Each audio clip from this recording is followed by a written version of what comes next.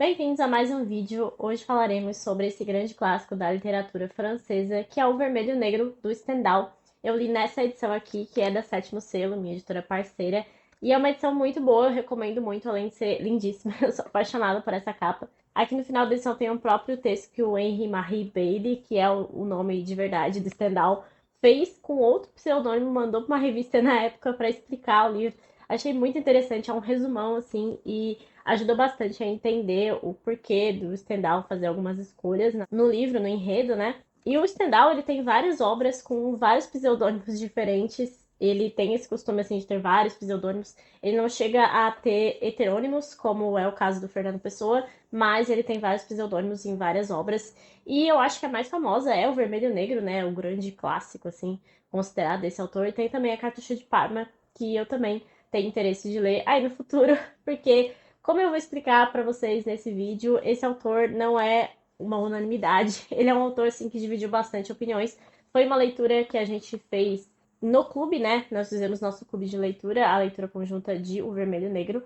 Teve gente que amou muito e teve gente que não gostou tanto. E eu me encaixei um pouco mais nesse segundo grupo em relação ao enredo. Eu já vou explicar para vocês o motivo desse estranhamento com esse livro. Mas, como eu tenho esse costume de não dizer que não gostei de um clássico, porque se ele é um clássico, em algum momento ele teve uma importância muito grande, eu ressalto que esse é um livro muito importante para a história da literatura, porque ele é considerado o primeiro romance psicológico também. Então, é a primeira vez que nós temos num livro os pensamentos do personagem sendo destrinchados, digamos assim.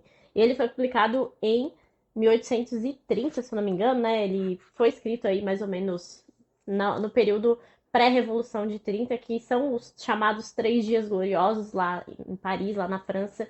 Ele até vai colocar uma nota aqui no começo do texto, dizendo que o texto foi escrito antes, que não tem nada a ver com isso, porque tem alguns momentos aqui que são bastante políticos no livro. Então, esse contexto histórico da França da época é bem importante para que você entenda de fato a leitura. E como o próprio subtítulo do livro fala, é uma crônica do século XIX, e aqui nós temos evidenciada a nobreza, evidenciada a burguesia em seu nascimento ali em Paris, na França, porque nós vamos ter como personagem principal o Julian, que é um dos personagens mais irritantes da história da literatura. E o Julian é filho de um marceneiro que até que tem um bom dinheiro, assim, ele não vive mal nem nada disso. Ele só não é nobre, não é bem conhecido, não é das famílias mais abastadas da cidade que ele mora, que é Verrières, uma cidadezinha aí que fica numa província, é uma província da França mais interior, assim. E nós vamos acompanhar a tentativa de Julian de ser um alpinista social. Ele tenta o tempo todo buscar ser alguém na vida, alguém na sociedade, especialmente. E por isso até que vem o título aqui do livro, O Vermelho e o Negro, porque basicamente, para uma pessoa ali do início do século XIX na França, em Paris, tinha duas formas de ascender socialmente. A primeira seria por meio do exército, que se vestia de vermelho, e a segunda seria por meio do clero, que se vestia de preto. Por isso que tem esse título aqui. E aí, ele não consegue, ele não tem capacidade de ir pro exército, até porque nós temos um exército bem desmoralizado pós-era napoleônica, né? Nós temos uma França que perdeu muitos territórios e que perdeu muita força bélica nesse período, mas ele tem a possibilidade do clero e é isso que ele vai fazer. Então, ele vai estudar ali com um abade da região, ele vai aprender a Bíblia em latim. E esse é o grande mérito dele, assim, ele sabe falar a Bíblia inteira de cor em latim, isso com 17 anos, 18 anos. Então ele é considerado assim super inteligente, super intelectual. E a gente vai ver que nessa família de marceneiros não faz nenhum sentido para ele ter essa capacidade intelectual, não serve para nada para ele. E aí por isso ele vai buscar estudar e em algum momento ele vai parar aqui no seminário. Mas o começo da história em si é ele sendo indicado como preceptor dos filhos do prefeito dessa pequena cidade, que é o senhor de Renal. E a primeira parte do livro é toda focada na paixão que ele vai ter, o relacionamento que ele vai construir com a esposa do senhor de Renal, que é mais velha e ela é uma mulher de província, então ela não tem aquela vivência. Ela teve uma vida, claro, mais abastada, mas ela não tem experiências de vida e aí ela vai ver esse menino franzino, todo delicado, diz aqui que ele é muito bonito, ele arrasa corações, assim, o livro inteiro é ele arrasando corações. E aí, toda a primeira parte desse livro vai ser essa construção. Em determinado momento, ele vai parar num seminário, e depois do seminário, com algumas indicações ali, ele vai ascender ainda mais, trabalhar para um marquês em Paris. É basicamente esse caminho que o Julian vai traçar aqui, ou seja, a gente está vendo a ascensão social dele. Tudo dá certo para ele no final das contas, mas aí a gente vai observar o que o Stendhal nos conclui em relação a essa vida, o que ele acha que vai esperar alguém depois que passa por todas essas fases. E o final é muito chocante. O final é, assim, bem impactante, bem diferente daquilo que a gente espera lendo um livro desse. Eu confesso que eu peguei um leve spoiler do final enquanto eu já estava lendo, e isso me deu um gás muito grande para continuar a leitura, porque para mim, a escrita do Stendhal, ela é um pouco enfadonha. Eu não gostei tanto da forma que ele trabalha as descrições, e eu gosto muito de descrições. Eu sou apaixonada por Victor Hugo, né? É até meio estranho alguém que gosta tanto de Victor Hugo não gostar tanto assim das descrições do Stendhal, pelo que eu vi da opinião das pessoas, né? Mas nele não me pegou. Em nenhum momento o livro me fisgou, assim, me deixou com tanta vontade de acompanhar os percalços desse anti-herói que é o Julian.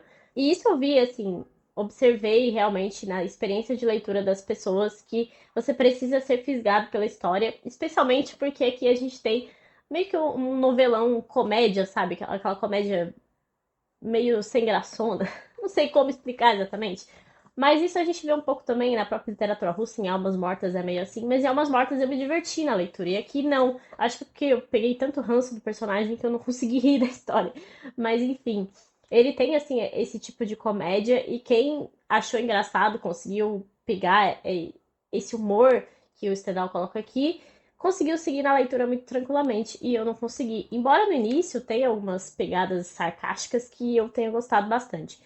Enfim, né? São experiências de leitura, você tem que ler para ter a sua e saber o que você vai achar da escrita de Stendhal. Como eu disse, o contexto histórico do livro é bastante importante para entender todos esses elementos, porque nós temos aqui uma sociedade pautada no tédio. O tédio aparece muitas vezes aqui, mencionado mesmo diretamente, mas você vê o tédio percorrer toda a história e percorrer principalmente esses personagens que são mais nobres, personagens que estão mais acima na sociedade. Eles parecem buscar coisas que tragam alguma alegria, alguma aventura, não é nem uma coisa feliz ou triste, mas sim algo que tem algum impacto no dia a dia deles, porque eles têm um dia a dia extremamente tedioso, aquela coisa de baile, e aí fica conversando com o marquês fulano de tal, e aí conversa com o padre, enfim, tudo isso é mostrado muito bem, ele traz essa sensação de tédio de uma forma bem nítida nessas situações que ele narra aqui no livro. E o Julian, além de ser esse alpinista social, ele é um fãzaço de Napoleão Bonaparte. E aí a gente leu esse livro justamente por ter interesse nessa figura. A gente leu uma biografia de Napoleão esse ano, a gente pretende caminhar para a Guerra e Paz nesse sentido também. E aqui nós temos um fãzaço de Napoleão, que tem Napoleão como norte. Só que o problema é que o Julian não consegue ser Napoleão, porque ele não tem a possibilidade militar de ser Napoleão, né? E aí, mesmo assim, em todas as situações de vida, ele parece tentar criar um campo de batalha próprio ali nas suas situações cotidianas. E a gente vê o Stendhal traçar vários paralelos entre o personagem principal e a vida de Napoleão também. Algumas coisas que ele próprio se reflete em Napoleão, e também algumas coisas que vão acontecendo que a gente vê que foram meio parecidas com o próprio Napoleão.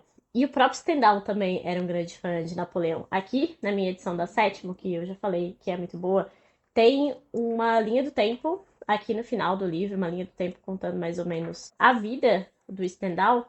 E a última coisa que tem aqui, ó, o Henry Marie Bailey. E aqui no final vai falar sobre a morte dele, sobre o epitáfio que ele deixou na lápide. E ele deixou: aqui jaz Arrigo Bailey milanês. Viveu, escreveu, amou, foi-se com XX anos em 1800XX. Amou Cimarosa, Shakespeare, Mozart e o Corrégio. Amou apaixonadamente V, M, A, Ange, M, C, vários pontinhos relacionados ao nome dessas pessoas. E ainda que não fosse belo, foi muito amado por 4 ou 5 dessas iniciais. Respeitou um só homem, Napoleão, em caixa alta.